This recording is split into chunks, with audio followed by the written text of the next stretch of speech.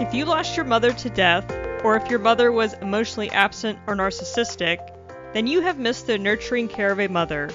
As we'll explore in this podcast, Nurturing Words, Voices of Experience, being a motherless daughter means being part of a club that no one wants to be in. The good news is while you are unique, you are not alone. What if we told you Motherless Daughters Ministry has 20 years worth of pearls of wisdom to help you on your mother loss journey? It's true, and we are sharing all of these pearls with you through this very podcast, Nurturing Words, Voices of Experience, sponsored lovingly by Motherless Daughters Ministry. Hi, welcome to episode number 15 of Nurturing Words, Voices of Experience. This is your host, Gladys Bell, and we're glad you joined us today for information on mother loss in your 50s. While it's a more common occurrence during this stage of life, it still brings its challenges. Let's listen in as our founder, Mary Ellen Collins, unpacks this topic.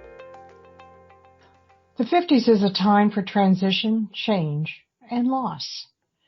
During the 50s, the key words for women to embrace are transition and change.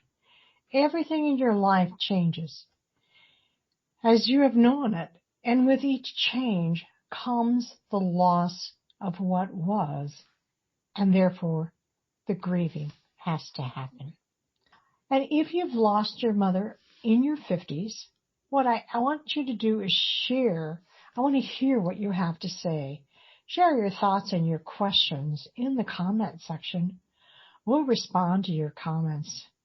This ministry was created for you, to empower you, to educate you, to support you, to walk with you, and to help you in your healing journey. So we're going to talk about the 50s today. And the 50s is a time when there's so much transition and change going on. So it really is earmarked by three words: transition, change, and loss. So first, let's set the stage for what is happening normally just in someone in their 50s. So it really is everything in your life is changing as you've known it. And with each change comes the loss of what was. You got to grieve for the old before you could embrace the new. But most of us don't do that. But grieving is necessary to move on with your life. So let's first take a look at some of the significant changes that you may be experiencing. You may have children that are grown and left, or they're off to college. You may be an empty nester. You may be retiring or transitioning into a non-working life. And with the event of becoming an empty nester, it's the first time that you have had openings in your busy life to have room for mom. And she's gone. Where there's been noise and excitement and others in your day-to-day life, now there's quiet and there's stillness. You may be alone. You have to grapple with the loss of your day-to-day routine. You may have to get comfortable being by yourself, and you may have to find what excites you and what gives you joy. So it really is, this transition is a search for meaning and identity. Letting go of the new and letting go of the old and creating the new, you may ask yourself, who am I now? What do I want my life to be like? What is my calling? What is my passion? While the scary part of letting go and grieving losses associated with each change, the excitement is in what's to come. Physically, most women are in full-blown menopause. It's in a significant time of introspection, transition and changes. Changes in your body, changes in your emotional state, changes in your sense of well-being, and all aspects of the body, mind, and spirit. It really is a time of emotional turmoil. You must name each loss. in this age, and you must grieve each loss that is associated with this transition in your life. It is the only way to clean out the pain associated with transitions. Now layer on just all the things that are going on as a normal 50-year-old woman, and you experience the loss of your mother. Wow. This can paralyze you. Not only do you lose a mother, you lose someone to nurture you. You lose a peer friendship. You also have a huge loss of identity. There's no one to call you daughter. And you have a loss of your history. One woman said, I would call my mother each morning on my way to work. I find myself still calling without thinking, but no one answers the phone. Another woman said, my children are gone now, and I was looking forward to having this time where I could just be with my mother. She's gone. Another woman said, I thought that after my kids were gone and after my divorce, I would have time with my mother. Now I really am all alone. In summary, this can be a very lonely time. It also can be a time for a celebration of the gifts that you've received from your mother. Bless these gifts and honor the new blessings that are to come. Keep your eyes focused on what is in front of you. Pay attention to the present. I'm reminded of a cartoon series that used to be The Family Circus. And in The Family Circus, the little girl was talking to the little boy, and she says, yesterday's the past. Tomorrow is the future. But today is a gift.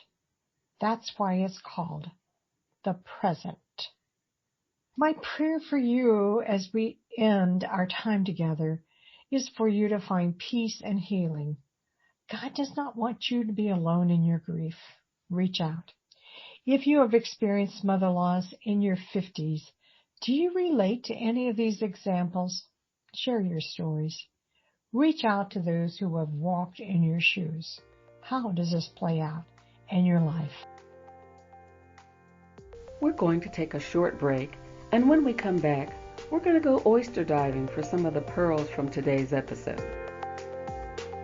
Healing from mother loss is a lifelong journey filled with grief, growth, and grace.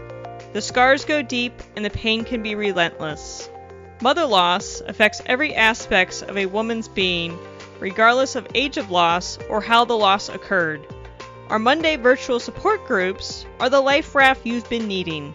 Here we offer you a safe place where motherless daughters can deepen relationships and develop a support network for continuous healing. Regardless if you lost your mother through death or through emotional absence or narcissism, you do not have to walk this journey alone.